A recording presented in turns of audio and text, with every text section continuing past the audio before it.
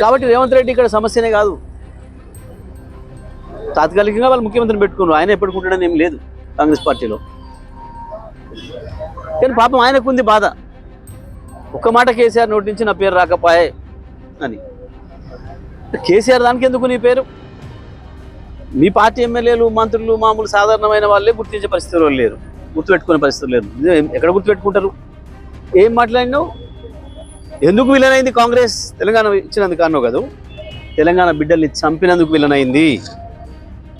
ఉన్న తెలంగాణను తీసుకుపోయి ఆంధ్రాలో కలిపినందుకు విలన్ అయింది.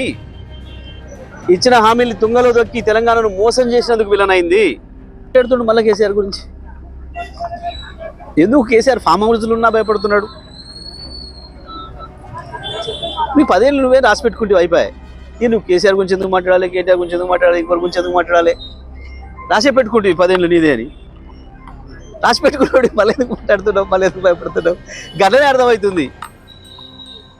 10 ఏళ్ళు కాదు, ఇవాళ రేపు ఉంటుందో పీకుతుందో ఆ పదవి.